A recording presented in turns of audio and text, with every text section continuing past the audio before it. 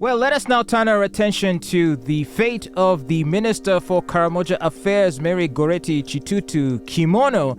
Is Kimono her real name? I think it's her husband's name. All right. It is her husband's name. Because it means something in Japanese. But anyway. It's an outfit, right? Yes, it's like a traditional Japanese gown. Yeah. The kimono. Anyway, so Minister Goretti Kitutu, the Minister for Karamoja Affairs, was denied bail yesterday when she appeared before the anti-corruption court in Kololo over the mismanagement of Karamoja relief items. The presiding chief magistrate, Joan Achiro, ruled 3 out of 4 sureties she ruled out 3 out of 4 sureties that the Minister Kitutu presented, noticing that they were not substantial. Achiro said that the sureties are prominent people, but they did not show the court their earnings. Wait, how can the minister not have in her vicinity people who are earning enough money to be presented as surety? They have the money, but they're not showing the source of money. Oh, you're supposed to show the source of the money? Yeah. So It's one thing for you to have the money, but are we sure you'll have the same money next month? Well, one of those non-substantial sureties included her husband, George Michael Kitutu, and then Simon Mukango, the former MP of Bubulo County East, and then Joel Wandagwa.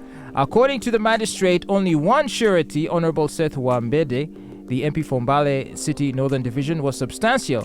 Now, Kitutu had asked court to be released on bail on grounds for poor health. The minister had presented a land title, a number of land titles, as security to ensure that she will return to court.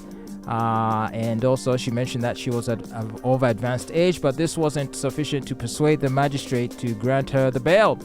And so, Kitutu and her co-accused have been ordered to return to court on Friday, the 14th of April, to present other sureties. So it's a few more nights in the coolers, and hopefully this time the next surety she presents will be substantial and she will get her bail. Man, I'm sorry, call me vain, but I like the way this is turning out. I know that the minister's neck is on the guillotine, yet many people were in this saga, but as the person that applied for these iron sheets, she still has a case to answer before we get on to the other guys that shared in the iron sheets bonanza. And it may count for nothing in the long run, but right now, I'm enjoying it. Well, that just shows you have a vindictive heart, Oli.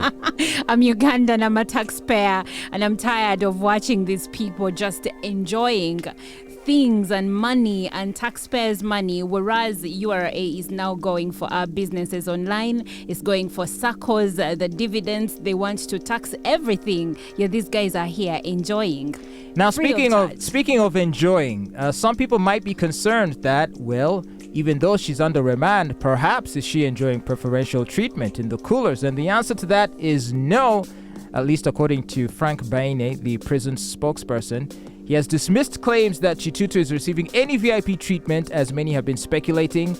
Others claim that she had been on a hunger strike. However, Baina noted that the minister had been behaving well and had also been responding to the prison's management in a positive way. Oh, isn't she the model citizen? It actually give her bail already. It's in her best interest to be on the best behavior, because for all we know, we don't know why she is. As in, we know that she was in the iron sheets bonanza, but we don't know whether she is actually rightfully behind bars. Do you get where I'm coming from?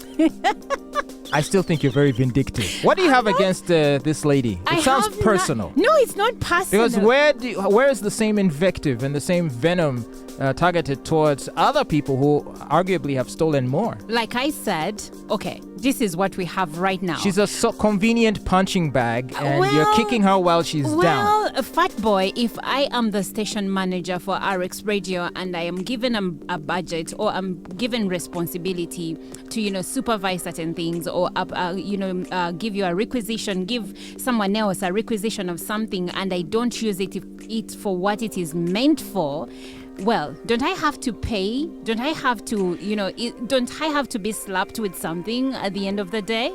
This is what she's getting. She applied for the iron sheets.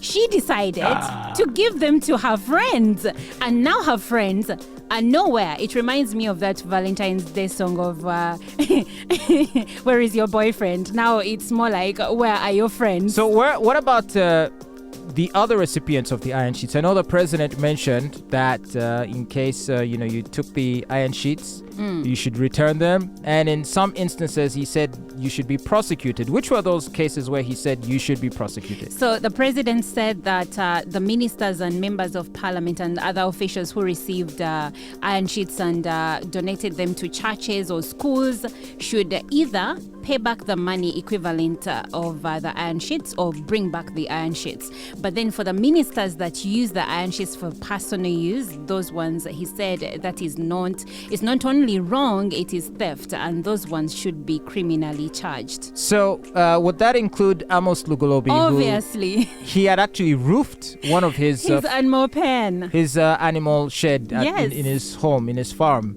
And then he had to then remove them. But since he had appropriated them for personal use, I think that would qualify as theft as per the president's definition. What about the finance minister who said they found themselves in his compound? Is that also theft?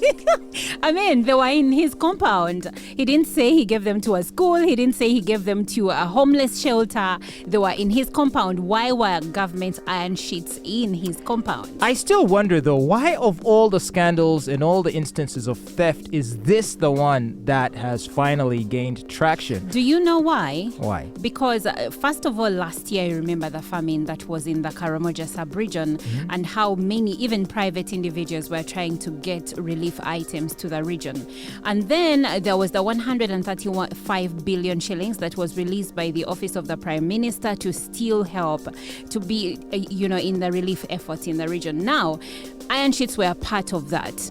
But apparently the money didn't reach the recipients. The goats didn't reach the recipients. People who are supposed to receive 16 goats got one goat and others didn't get. Now, the iron sheets had been suggested by the president that people in Karamoja could receive the iron sheets, construct houses, roof the houses and roof their pitch latrines. Why has this gained more traction than other scandals? It's because, first of all, the members of parliament of that area have been making noise about it, not private individuals. They're the ones who uncovered this after Minister Kitutu's relatives had been caught selling the iron sheets. Ouch.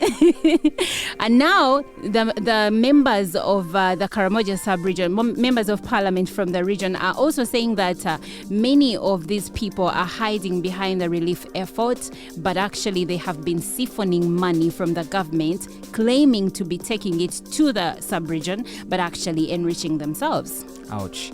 So for that reason, the president has taken this personally, I think. And because isn't it the State House anti-corruption unit that exposed this scandal? I don't remember. Or was it because it was not the IGG. It did not come it wasn't from the IGG's IGG. The IGG is just now investigating I think the it was matter. from State House. But it looks bad, honestly. If this is one of the scandals that are going to start a conversation about many other things, fine. The only challenge I have is that we start the conversation, but the conversation more often than not doesn't yield anything for us. Some might say too little, too late. Why start the conversation now? They should have started a long time ago. They say better late than never.